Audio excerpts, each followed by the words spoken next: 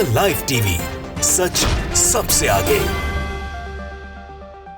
नमस्कार, the live TV आप देख रहे हैं। आपके साथ मैं हूं आदित्य कुमार। हमास के लड़ाकों के आगे पस्त हो गई है ये पूरी सेना इजराइल की। इजराइल के लड़ाके टिक नहीं पा रहे। अगर हम इन आंकड़ों को बताने की कोशिश करेंगे तो आप ये समझेंगे किस तरीके से ये आंकड़े बताते हैं कि पूरी तरीके से हमास के आगे इजरायली सेना की हालत बिल्कुल ख़राब हो गई है। वो बिल्कुल भी टिक नहीं पा रही। उसको कहीं से भी कोई मौका हमास की तरफ से नहीं दिया जा रहा है।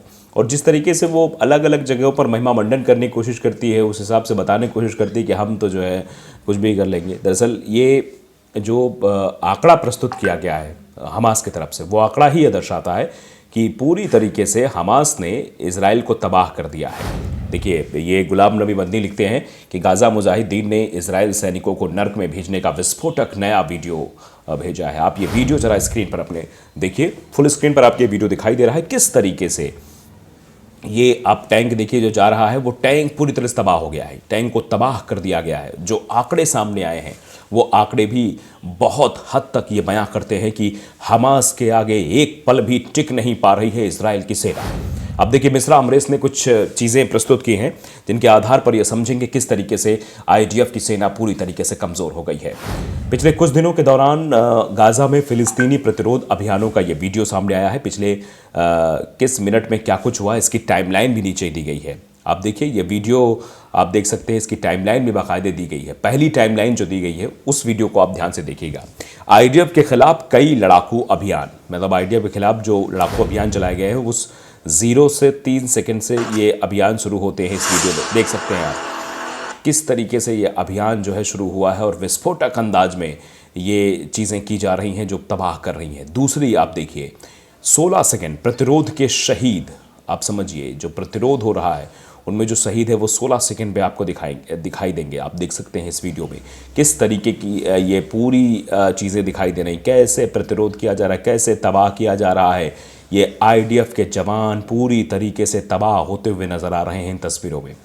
40 सेकंड पर अगर आप वीडियो को देखेंगे, यहाँ से 40 सेकंड के बाद जो वीडियो जब चलेगा तो उसमें आप तस्वीरों के माध्यम से देख पाएंगे किस तरीके से हवाई फायर के ज़रिए जो लड़ाकू विमान हैं वो कैसे कर रहे हैं। देखिए, आप 40 सेकंड में 80 से अधिक रॉकेट बैराज इजरायली बस्तियों की ओर लॉन्च किए गए।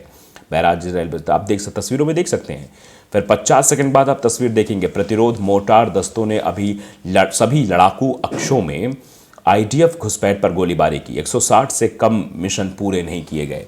मतलब आप समझिए, ये जो मिशन हैं वो किस तरीके से किए जा रहे हैं, उनके पीछे की मंशा क्या है, इन वीडियोस के माध्यम से, इन तस्वीरों के माध्यम से आप पता लगा सकते हैं।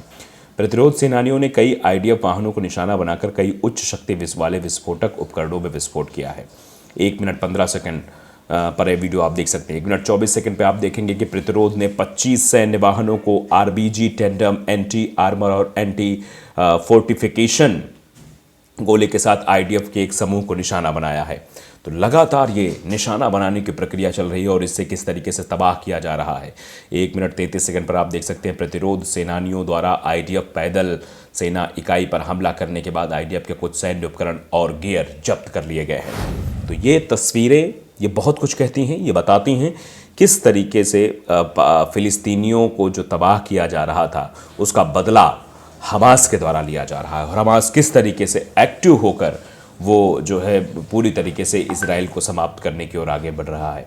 और इससे आप अंदाज़ा लगा सकते हैं, तस्वीरों के माध्यम से देख सकते हैं कि क्या हालात वहाँ के दिखाई दे रहे हैं। तो सीधे तौर पर आप समझ सकते हैं कि जो तस्वीरें हैं वो बहुत कुछ बयां कर रही हैं। और उसके आगे भी आप देखिए कि 1 मिनट 24 सेकंड पर प्रतिरोध के 25 वाहनों और आरबीजी, टेंडम, एंटी आर्मर और एंटी फोर्टिफिकेशन गोले दागे गए। 31 पर प्रतिरोध सेनानियों द्वारा आईडीएफ पैदल सेना इकाई पर हमला करने के बाद आईडीएफ के कुछ सैन्य उपकरण और गियर जब्त कर लिए गए।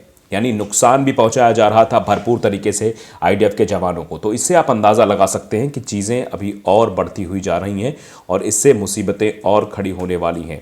तो ये जो युद्ध है ये फिलहाल रुकने वाला अभी तो नहीं है। अभी इसमें कोई भी गुंजाइश ये दिखाई नहीं दे रही है कि ये युद्ध रुकेगा। ये युद्ध अभी और चलेगा और युद्ध के बढ़ने की आशंकाएं भी नज़र आ रही हैं। इजराइल हमास का युद्ध किस मोड़ पर जाकर पहुंचेगा ये अपने आप में समझ सकते हैं।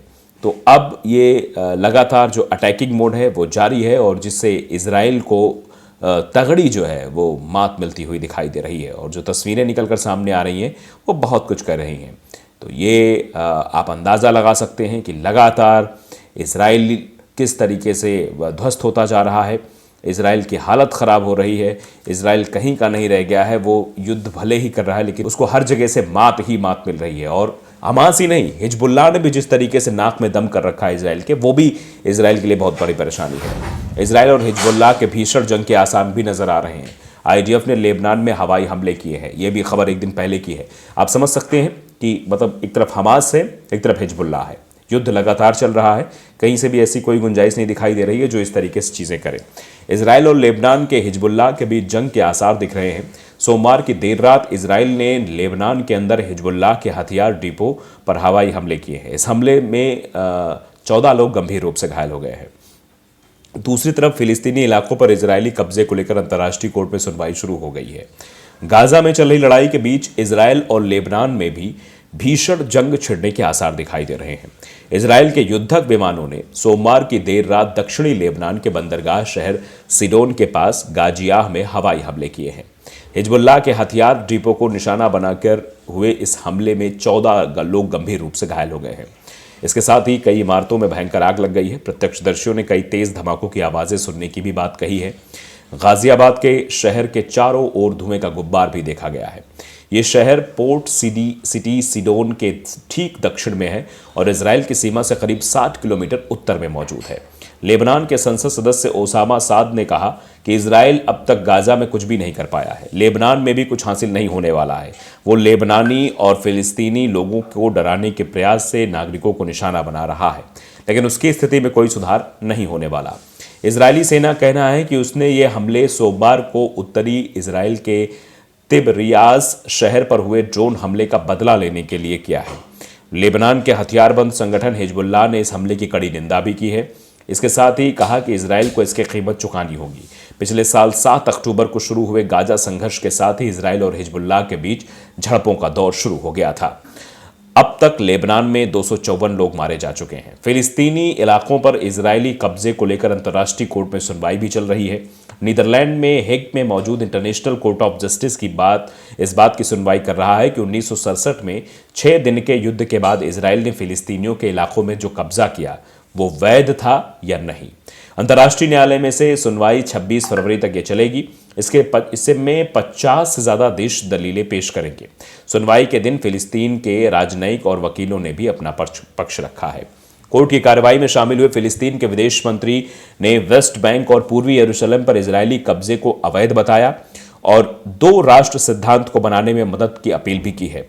फिलिस्तीनी विदेश मंत्री रियाद अल मलकी ने कहा कि आज अंतर्राष्ट्रीय न्यायालय में ऐतिहासिक कार्रवाई की शुरुआत हुई। इजराइल के औपनिवेशिक कब्जे वाले शासन की संपूर्ण व्यवस्था आज परीक्षण के दौर में है। सिर्फ रंगभेद, उपनिवेशवाद और उत्पीड़न ही नहीं, जिसे वो बेरहमी से फिलिस्तीनी लोगों पर थोप रहा है। 20 साल पहले ही भी इंटरनेशनल कोर्ट ऑफ जस्टिस में ऐसे एक केस की सुनवाई हुई थी। तब कोर्ट ने कहा था कि वेस्ट बैंक में इजराइल की बनाई दीवार से अंतर्राष्ट्रीय कानूनों का उल्लंघन हुआ है। इजराइल ने इस फैसले को तब नज़रअंदाज किया।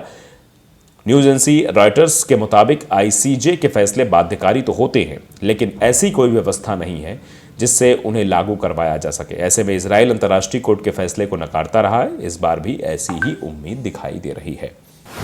तो आप साफ तौर पर समझ सकते हैं किस तरीके से इजराइल को हर जगह से झटका लगता हुआ नजर आ रहा है और आने वाले समय में और भी झटके लगेंगे। तो लाइव टीवी को अगर आपने सब्सक्राइब नहीं किया है जरूर करिए, बेल आइकन दबाइए ताकि सच खबर आप तक पहुंचती रहे। नमस्कार। द लाइव टीवी, सच सबसे आगे।